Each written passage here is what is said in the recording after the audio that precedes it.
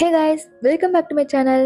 இன்னைக்கு நம்ம அந்த டிராமாவோட பார்ட் 8 தான் பார்க்க போறோம். லாஸ்ட் வீடியோல நம்ம ஹீரோவோட ஓசிடி ப்ராப்ளத்தை கியூர் பண்றேங்கிற பேர்ல நம்ம ஹீரோவோட கார் மேலேயே ரெண்டு பேரும் சேர்ந்து முட்டையை தூக்கி வீசிருப்பாங்க. இதுக்கப்புறம் ஆபீஸ்ல தான் காட்டுறாங்க. யுடன் கம்பெனியோட நம்ம ஹீரோ மறுபடியும் கான்டாக்ட் பண்ண போறாரு அப்படிங்கிற விஷயத்த கொலிக்ஸ் எல்லாம் கேள்விப்பட்டுட்டு ஹீரோயின்ட்ட இதெல்லாம் உண்மைதானா அப்படின்னு கேட்டுட்டு இருக்காங்க. அதுக்கு ஹீரோயினும் ஆமா C+ நமக்கு தொடர்ந்து ஒரு குவாலிட்டி இல்லாத மெட்டீரியல்ஸா கொடுத்துட்டு இருந்தாங்கல்ல, அதனால கூட பாஸ் இந்த மாதிரி ஒரு முடிவெடுத்திருக்கலாம் அப்படின்னு சொல்லிட்டு இருக்காங்க. இந்த கம்பெனிலே ஒரு சின்ன பையன் இருப்பான்ல, இவன் பேரு டிங். இவன் இங்க ஒரு இன்டர்னா தான் ஒர்க் பண்ணிட்டு இருக்கான் போல. அதனால யுடன் கம்பெனியோட மறுபடியும் கான்டாக்ட் போறதுனால பாஸ் நல்ல மைண்ட் செட்ல இருக்கிறப்போ என்ன பர்மனண்டா கூட ஆக்கலாம் அப்படின்னு அவன் சொல்லிட்டு இருக்க. அதுக்கு ஃபெய்ஃபையும் இந்த மாதிரிலாம் கனவு காணாத, இவருக்கு மட்டும் இந்த டீலிங் ஓகேவாயிடுச்சு அப்படின்னா அவரோட அதிகாரம் அதிகமாகும், இன்னும் ஸ்ட்ரிக்டா தான் நடந்துக்குவாரே தவிர நீ நினைக்கிற மாதிரிலாம் நடக்காதுன்னு சொல்றா. ஹீரோயினும் ஆமா இதனாலதான் ஜியானா கூட வேலையை விட்டு தூக்கிட்டாரு, அவ இப்ப எப்படி இருக்காளோன்னு சொல்லிட்டு இருக்காங்க. ஆக்சுவலா இதுக்கு முன்னாடி இவங்க கூட ஜியான்னு ஒரு பொண்ணு வேலை பார்த்துட்டு இருந்திருப்பா. அவ கம்பெனியோட ட்ரேட் சீக்ரெட்டை லீக் பண்ணிட்டான்னு நம்ம ஹீரோ அந்த பொண்ணை வேலையை விட்டு தூக்கியிருப்பாரு. இவங்க கம்பெனியோட ட்ரேட் சீக்ரெட் லீக் ஆனதுனால தான் யுடன் கம்பெனியும் இவங்க கூட அந்த டீலிங்க முடிச்சிருப்பாங்க. இந்த பொண்ணு பேரு லின். பல போராட்டத்துக்கு அப்புறம் யுடன் கம்பெனி மறுபடியும் நம்ம கூட வந்து பிசினஸ் பண்ண போறாங்க. ஆனா ஜியான் மறுபடியும் வரமாட்டான்னு சொல்லிட்டு இருக்க. மத்த கொலிக்ஸ் எல்லாருமே கூட அந்த பொண்ணோட பிளேஸை பார்த்து ஃபீல் பண்ணிட்டு இருக்காங்க. இவங்க இவ்வளவு தூரம் ஃபீல் பண்றதெல்லாம் பார்த்தா அந்த பொண்ணு மேல அது தப்பே இல்லாத மாதிரி தான் இருக்கு.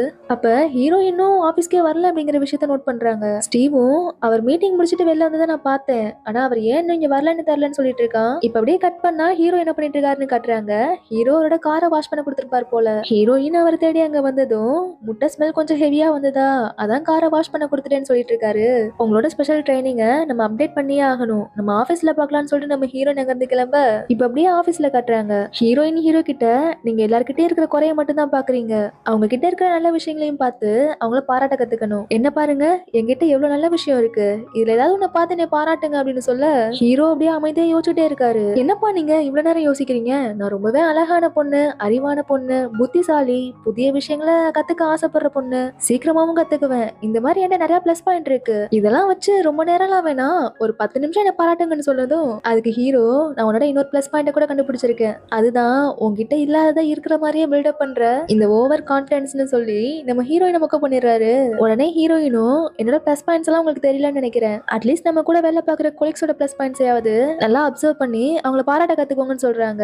அங்க டிங் எல்லாருக்கும் அவங்களுக்கு தேவையான ஃபுட்டு ஸ்நாக்ஸ் எல்லாம் வெளில இருந்து வாங்கிட்டு வந்து கொடுத்து ஹெல்ப் பண்ணிட்டு இருக்கான். உடனே ஹீரோயின் அவனோட ஹெல்பிங் மைண்டை பார்த்து அவனை பாராட்ட கத்துக்கோங்க அப்படின்னு சொல்லிட்டு நம்ம ஹீரோ அனுப்பி வைக்கிறாங்க. ஹீரோவும் டிங்கிட்ட போயிட்டு நீ ரொம்ப கிரேட், நீ மத்தவங்களுக்குலாம் நல்லா சர்வ் பண்ற, அதனால இந்த வேலையை விட உனக்கு ஹோட்டல்ல சர்வ் பண்ற வேலை ரொம்ப சூட் ஆகும் அப்படின்னு சொல்லிடுறாரு. ஹீரோயின் இந்த ஆளை போய் பாராட்ட சொன்னா என்ன பண்ணிட்டு இருக்காரு அப்படின்னு சொல்லிட்டு பாஸ் நான் உங்ககிட்ட ஒரு ரிப்போர்ட் காட்டணும் கொஞ்சம் வரீங்களா அப்படின்னு சொல்லிட்டு நம்ம ஹீரோவை அங்க இருந்து கூட்டு போயிடுறாங்க. இதுக்கப்புறம் வழக்கம் போல நம்ம ஹீரோயின் ஹீரோட்ட அவரோட தப்பெல்லாம் எடுத்து சொல்லியும் அதெல்லாம் ஒரு சுத்தமா ஒத்துக்காம நான் ஏன் என்ன மாத்திக்கணும், அதோட நான் மட்டும் இந்த டைம் லூப்ல மாட்டாம இருந்திருந்தேன் அப்படின்னா உன்னோட கைடன்ஸ்லாம் எனக்கு தேவையே இல்லைன்னு சொன்னதும் ஹீரோயினும் ஓ அப்படியா ரொம்ப நல்லது, ஆனா ஒருவேளை இன்னும் நீங்க உங்களை மாத்திக்கல அப்படின்னா கொலிக்ஸ் எல்லாரும் சேர்ந்து உங்களோட யுடன் கம்பெனி கான்ட்ராக்டை கேன்சல் பண்றது கூட வாய்ப்பு இருக்கு, ஆல்ரெடி அவங்க எல்லாரும் இதுக்கப்புறம் நீங்க இன்னுமே கடுமையா நடந்துக்குவீங்க அப்படின்னு சொல்லிட்டு இருக்காங்க. இந்த மாதிரி அவங்களுக்கு உங்க மேல இருக்கிற பயத்தினால கூட அவங்க சைட்ல இருந்து எதிர்ப்பு வரலாம், அதுக்கப்புறம் ஐ டோன்ட் கேர் அப்படின்னு சொல்லிடுறாங்க. உடனே ஹீரோவும் இல்ல இல்ல இப்படிலாம் நடந்துடவே கூடாது, நீ என்ன சொன்னாலும் நான் பண்றேன் அப்படிங்கிற மாதிரி ஒத்துக்கிறாரு. இதுக்கப்புறம் ஹீரோயின் அவங்களோட கொலிக்ஸ் கிட்ட போயிட்டு நம்ம பாஸ் உங்க எல்லாரையும் இன்னைக்கு நைட் அவரோட வீட்டுல நடக்க போற டின்னர் பார்ட்டிக்கு இன்வைட் பண்ணிருக்காரு அப்படின்னு சொல்றாங்க. இதை கேட்டதும் அங்க இருக்கிற ஒவ்வொருத்தரும் ஒவ்வொரு மாதிரி பயப்பட ஆரம்பிச்சிடுறாங்க. ஹீரோயின் இதுல பயப்படுறதுக்குலாம் ஒண்ணும் இல்ல, அவர் நம்ம கூட ஜஸ்ட் கம்யூனிகேட் பண்றதுக்கு ஆசைப்படுறாரு அவ்வளவுதான் சொல்லிட்டு இருக்க. அப்ப ரைட்டா எல்லாருக்கும் அவங்களோட கம்பெனி குரூப்ல நம்ம ஹீரோ கிட்ட இருந்து டின்னருக்கு இன்வைட் பண்ணி டின்னர் நடக்க போற இடத்தையும் நேரத்தையும் போட்டு மெசேஜ் வருது. அதை பார்த்ததும் நம்ம எல்லாரும் மாட்டணும், இப்ப நம்மளுக்கு வேற வழியே இல்ல, நம்ம போய் தான் ஆகணும்னு புலம்பிட்டு இருக்கானுங்க. அப்ப கூட நம்ம ஹீரோயின் தான் ஹீரோக்கு சப்போர்ட் பண்ணி கவலைப்படாதீங்க, ஒருவேளை அவர் உண்மையாவே ஒரு நல்ல மனுஷனா மாறி நம்ம கிட்ட பேசி பழகணும்னு நினைக்கலாம்ல அப்படின்னு சொல்ல யாரு அவரா, அதுக்கெல்லாம் இவர் செட்டே ஆக மாட்டாரு அப்படின்னு சொல்லிட்டு நம்ம ஹீரோவை கலாச்சிட்டு இருக்கானுங்க. இதுக்கப்புறம் ஹீரோ நைட்டு டின்னருக்கு தேவையான பொருள்லாம் வாங்கிட்டு இருக்காரு. அப்ப ஹீரோயின் ஹீரோட்ட முடிஞ்ச வரைக்கும் எல்லார்கிட்டயும் ஃப்ரெண்ட்லியா பேசி அவங்க கூட மிங்கிளாக ட்ரை பண்ணுங்க, முக்கியமா எந்த காரணத்துக்காகவும் கோவமே படக்கூடாது, ஒருவேளை உங்களால முடியல அப்படின்னா எனக்கு ஏதாவது சிக்னல் கொடுங்க, நான் உடனே எல்லாத்தையும் சமாளிச்சுக்கிறேன் அப்படின்னு சொல்றாங்க. சரி என்ன சிக்னல்னு ஹீரோ கேட்க இந்த உலகத்திலேயே ரொம்ப ஈவிலான பாஸ் மிஸ்டர் பாய், இல்ல இல்ல இது கொஞ்சம் பெருசா இருக்குல்ல, இதை விட ஏதாவது சிம்பிளா யோசிக்கலாம். நான் பிறக்கிறப்பவே திறமையோட பிறந்தவன், இது எப்படி இருக்கு? இது நீங்க பொதுவா சொல்றதுதான், அதனால இதெல்லாம் ஒத்துக்க முடியாது. வேற ஏதாவது யூனிக்கா பேசாம இந்த மாதிரி பண்ணுங்களேன் அப்படின்னு சொல்லிட்டு நம்ம ஹீரோயின் கண்ணடிச்சு காட்டினதும், உன்னோட கண்ணுல ஏதாவது பிரச்சனையா என்ன அப்படின்னு கேக்குறாரு. அதுக்கு ஹீரோயினும், இதுக்கு பேரு விங்க், இந்த மாதிரி கண்ணடிங்க, நான் புரிஞ்சுக்கிறேன் அப்படின்னு சொல்றாங்க. உடனே ஹீரோவும் இந்த மாதிரியான கண்ணடிக்கிறாரு பாருங்க, அதெல்லாம் சுத்தமா அவருக்கு வரவே மாட்டேங்குது. அதையும் தாண்டி கஷ்டப்பட்டு கண்ணடிச்சா அங்க நின்னுட்டு இருந்த ஒரு ஆன்ட்டி இவங்களுக்கு தான் அந்த சிக்னல் நினைச்சிட்டு பதிலுக்கு அவங்களும் சிக்னல் கொடுக்குறாங்க.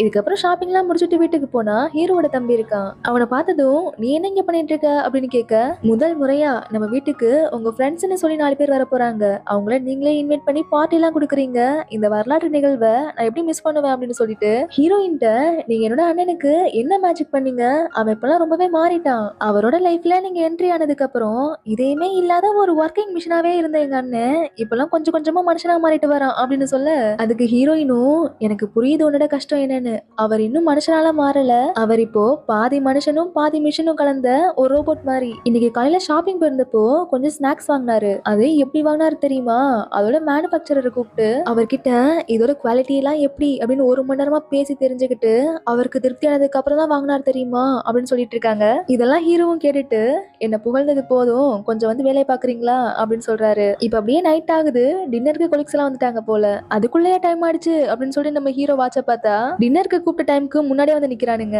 இதுக்கெல்லாம் சீக்கிரமே வந்துடுறானுங்க, ஆனா ஆபீஸ்க்கு இந்த மாதிரிலாம் வரவே மாட்டானுங்க அப்படின்னு கத்திட்டு இருக்க நம்ம ஹீரோயின் தான் போய் கதவை திறந்து வெல்கமே பண்றாங்க. அப்ப கூட ஹீரோக்கு வீட்டுக்கு வந்தவங்கள எப்படி உள்ளார வாங்கன்னு கூப்பிடணும்னு தெரியல, அப்படியே தங்கி நின்னுட்டு இருக்காரு. ஆனா ஹீரோவோட தம்பி ஒரு நிமிஷம் எல்லாரும் கூட பேசி மிங்கிள் ஆயிடுறான். உங்களுக்கு இந்த அஸ்ட்ராலஜி, ஹாரோஸ்கோப் இந்த மாதிரியான விஷயங்கள்ல நம்பிக்கை இருக்கா, என்னால உங்களுக்கு லவ்ல எவ்வளவு அதிர்ஷ்டம் இருக்குன்னு கூட சொல்ல முடியும், முதல்ல இங்க இருந்து ஸ்டார்ட் பண்ணலாம் அப்படின்னு சொல்லிட்டு ஃபெய்ஃபையோட கையை பிடிக்க தம்பி இப்படி எல்லாம் பண்றதை பார்த்துட்டு ஹீரோ கடுப்பாயிடுறாரு. ஹீரோ பிடிச்சவரோட தம்பியை கத்த நம்ம ஹீரோ கத்துனனால நம்ம ஹீரோவை பிடிச்சி நம்ம ஹீரோயின் கத்திட்டு இருக்காங்க. உடனே அங்க இருக்கிற எல்லாரும் வீடா பார்க்க நம்ம ஹீரோ சமாளிக்கிறங்கிற பேர்ல நம்ம ஹீரோனை திட்டுற மாதிரி திட்டி, உன்கிட்ட கொஞ்சம் பேசணும் உள்ளாரவான்னு கூட்டு போயிடுறாரு. இப்ப ஹீரோயின் என்ன சொல்லிட்டு இருக்காங்கன்னா, ஹீரோவோட தம்பி எல்லார்கிட்டையும் எப்படி பேசி மிங்கிள் ஆகுறானோ அதே மாதிரி ஹீரோவையும் பண்ண சொல்றாங்க. ஆனா ஹீரோ ஒத்துக்க மாட்டேங்கிறாரு.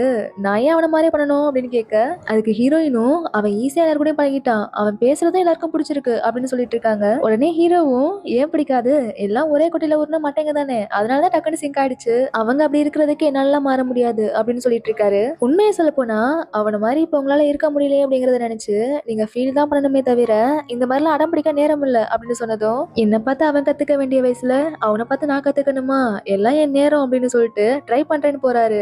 அங்க பார்த்தா அவன் லின் கிட்ட இந்த கார்ட்ஸ் எல்லாம் வச்சு ஒரு ஃபியூச்சரை ப்ரெடிக்ட் பண்ணலாம் அப்படிங்கிற மாதிரி விளையாண்டுட்டு இருக்கான். அப்ப லின் ஒரு கார்டு எடுத்து கொடுக்க அந்த கார்டை பார்த்துட்டு, இப்ப இருக்கிறத விட உங்க ஃபியூச்சர் இனிமே நல்லா இருக்கும் அப்படின்னு சொல்லிட்டு இருக்கான். அதுக்கு லின்னும் இதெல்லாம் உண்மையானு கேட்க, ஆமா இதெல்லாம் உண்மைதான், அதோட உங்களுக்கு 2 குழந்தைங்க இருக்காங்க அப்படிங்கிற விஷயத்த நீங்க சொல்லல அப்படின்னா எனக்கு அது தெரிஞ்சிருக்காது, நான் இன்னுமே உங்களை சின்ன பொண்ணு நினைச்சிட்டு இருந்திருப்பேன், ஏன்னா நீங்க பார்க்க ரொம்பவே யங்கா இருக்கீங்க, அதோட உங்க மேக்கப்பும் ரொம்பவே பர்ஃபெக்டா இருக்கு, இந்த மேக்கப்ல நீங்க உண்மையாவே ரொம்ப யங்கா இருக்கீங்க அப்படின்னு சொல்லி பேசிட்டு இருக்க.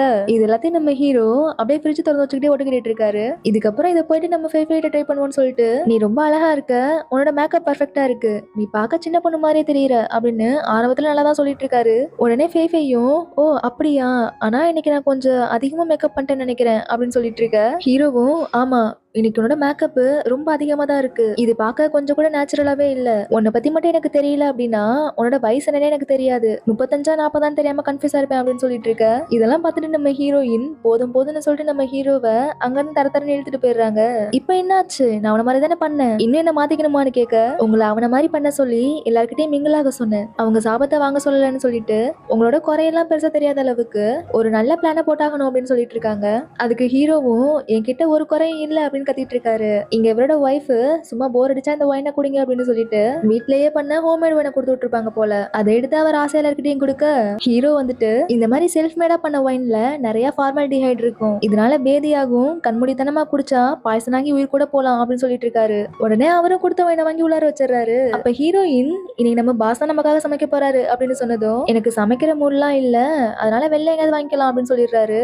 ஏன் வெளியில எல்லாம் ஆர்டர் பண்ணணும், எங்க அண்ணனே ரொம்ப நல்லா சமைப்பான், அவனோட சமையல் திறமையை பத்தி உங்க யாருக்கும் தெரியாது, அவனோட சமையலுக்கு நல்லா அடிமான்னு சொல்லிட்டு இருக்கான். அதுக்கு ஹீரோயினும், ஆமா ஆமா நம்ம பாஸ் ஒரு ஹிடன் செஃப், இப்படியே 2 பேரும் மாத்தி மாத்தி புகழ்ந்து தள்ள கொலிக்ஸ்க்குலாம் அப்படியே ஆர்வம் தாங்க முடியல, கைத்தட்டி என்கரேஜ் பண்ண ஆரம்பிச்சிடறானுங்க. இதனால ஹீரோவும் நான் சமைக்கிறேன்னு ஒத்துக்கிறாரு. இதுக்கப்புறம் என்ன நடக்குது அப்படிங்கறத நம்ம அடுத்த வீடியோல பார்க்கலாம்.